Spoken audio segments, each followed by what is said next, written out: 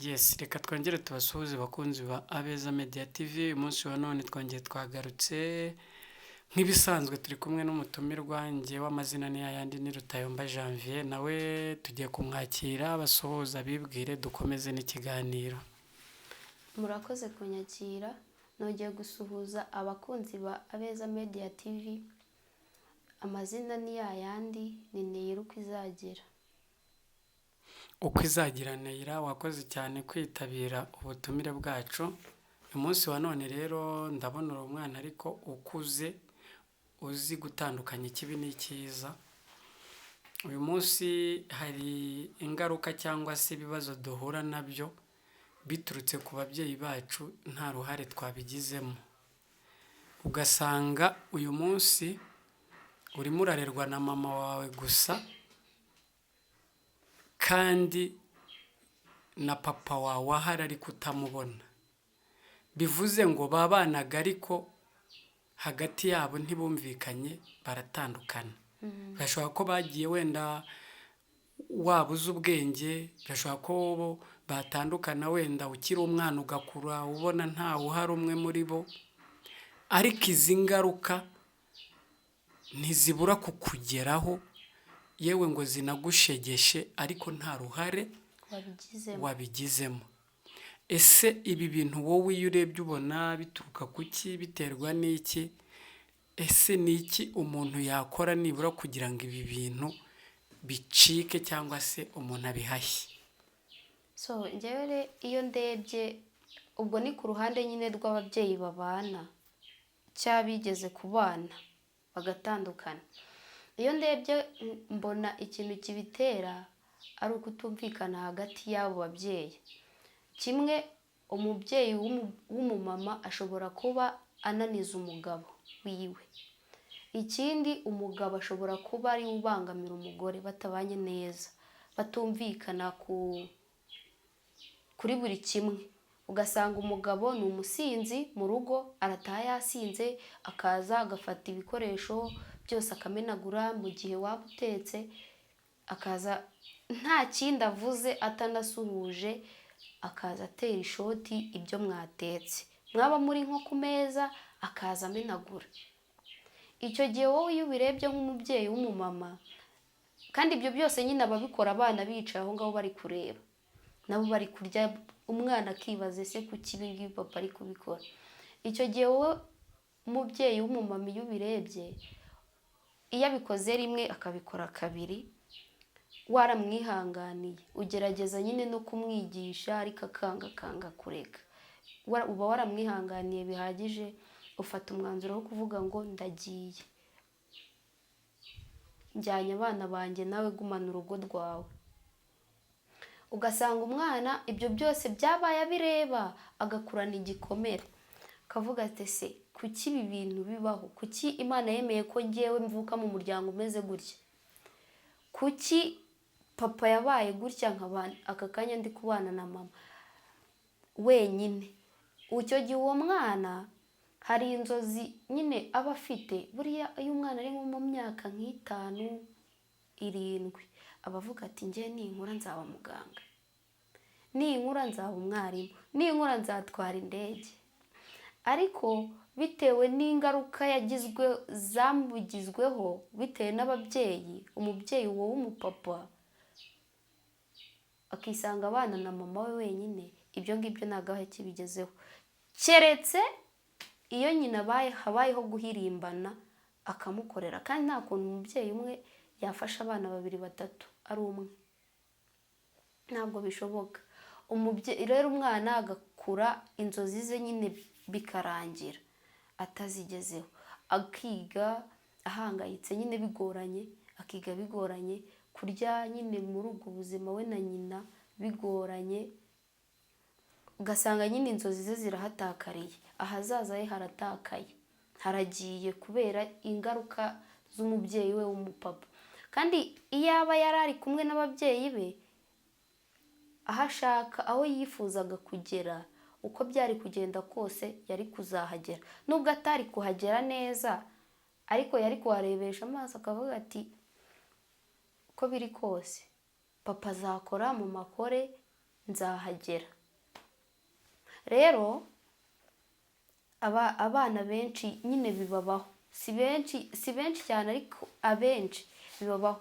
Ikindi aho ni ku ruhande rw'umugabo, hari igihe umugore nawe abera umugabo akasamutwe, ugasanga umugore nimba ageze mu rugo pe, urugo nta kintu rubuze, buri kimwe cyose arakibonera ku gihe, ibiryo, ibyo kunywa, ariko ugasanga umugore afitemo ingeso nyine y'ubusinzi, nawe yasimbuye umugabo, akajya ata urugo akareka kurera abana, akajya mu kabari akajya kunywa, agataha igicuku. Umugabo yaremeye, waravuga ati njyewe ngiye gukorera abana banjye kugira bazagera aho bagera, ariko umugore akamubera akasamutwe, umugore akajya ataha igicuku. Umugabo iyo amubonye ibyo ngibyo, umugore ari kumukorera nta kindi akora, aramubwira ati n'umutima wawe mwiza n'umutima utuje, fata ibyawe wigendere. Umugabo agasigarana abana. Kandi buriya iyo umwana yakuze atari kumwe na nyina, nabyo biba ari ikibazo, biba bigoranye cyane. Umwana aba agomba kubona inama z'umubyeyi we w'umumama, akamugira inama cyane abaye ari umukobwa. Ni ngombwa yuko abona inama za nyina, akamwereka imyitwarire, uko agomba kwitwara mu buzima bwe bw'uburumbuke, reka mba ariko mvuga, yego.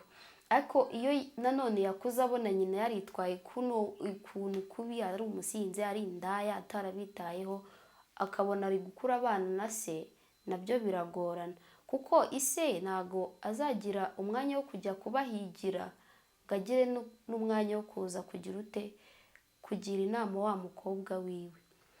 Ibyo bimugiraho ingaruka uwo mwana w'umukobwa iyo nyina yamutaye, ugasanga agiye mu ngeso mbi, ugasanga bimugizeho ingaruka cyane cyane. Ariko kimwe arajya hano ku ruhande, yumve undi mwana nyine wakuze neza, mukobwa ati nujya hari ugakora bino uzabona icyo uri gushaka. Kandi bya bindi wa mwana ari kumubwira ni bimwe bizamugiraho ingaruka, bizashyira ubuzima bwe mu kaga, bikamutera nyine gukura nabi, agasubira inyuma, vision ye akayangiza.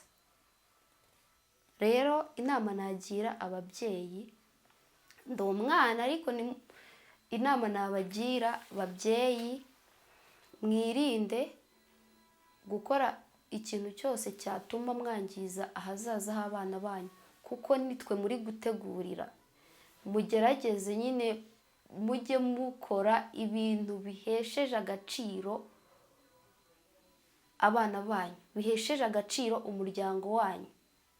Mugerageze hato mutazabuza umwana amahirwe yakagombye kuzabona. Kimwe uyu munsi mushobora kumubona ari mutoya, ariko niwe ushobora kuzabahindurira ubuzima, akabageza aho mutagera, aho mutari kuzagera, akabasajisha muri make. Yego. Yes, arakoze cyane ku nama nziza. Nubwo uvuze ko uri umwana, ariko inama utanze ni inama zikenewe kandi zakubaka umuryango ndetse n'u Rwanda muri rusange. Nibaza ibi byose biramutse bivuyeho, n'u Rwanda ubwarwo hari iterambere ryakwiyongera cyane. Babyeyi rero, tujye twumva kandi tunakurikirane ibi biganiro. Ni ukuri hari uburyo abana barimo kuba mu bihe batakabayemo, umwana akaba ahangayitse bitari ngombwa ko yakabaye ahangayitse, umwana uyu munsi akisanga mu muhanda bitari ngombwa ko awisangamo, umwana uyu munsi akisanga mu burayi, mu muhanda, mu bujura, ibintu nk'ibyo. Kandi uruhare runini ruturuka kuri mwe babyeyi. Yego. Babyeyi bacu rero, muba mwarashakanye mukundana, ibibi n'ibyiza muba mwarabisezeranye. Rero mwikwifuza cyangwa se mwikora icyatuma twebwe abana banyu babaturukaho tubaho mu buzima tutishimiye kubera imibanire yanyu. kuko ejo uyu mwana nimunamuryanira mu maso cyangwa mumurwanira mu maso, cyangwa nakura arezwe n'umubyeyi umwe kandi akaba yarezwe na babiri, niho nawe urugo rw'ejo ruzagendera muri za ntekerezo z'ubuzima yabayemo. Rero reka dufashe abana bacu, tunabegere, tuganire nabo. Ababyeyi twegera abana tuganire, kuruta umwanya wo gufata dupfa ubusa dushwanashwana mu maso yabo. Niba mubona hari n'ututagenda neza, mu ducoce turangire. Urakoze cyane rero kubw'inama rata utanze, nanjye nongeyeho izanjye kuko numvaga ari ngombwa binakwiye. Turagushimiye kubwo kwitabira, kandi nitwongera kugukenera uzagaruke. Ibiganiro byacu nakagaruka, kandi turagukunda kubera yuko nawe umwanya wawe uduha tuwuha agaciro. Banyarwanda, banyarwandakazi, baturanyi bacu, abarundi, abaganda, abatanzania n'abandi bose bazareba iki kiganiro, muzagishyigikire, mugikunde, kandi kirimo inama nziza z'umwana mutoya. Buri wese uwamuha yavuga, ariko nk'uyu mwana ni bya bindi ngigi ryahannye. igi ryahanuye inyoni, siko Okay. bavuga. Igi ryahanuye Inyoni. kuri n'umwana mukuru kabisa. Yes, igi ryahanuye inyoni. Rero uyu ni umwana utanze izi nyigisho, kandi izi nyigisho ndazumva neza ko zakubaka umubyeyi, zakubaka mugabo, kandi twese tukabasha kubaka imiryango ihamye. Murakoze cyane rero, ibiganiro byacu nakagaruka. Ciao ciao.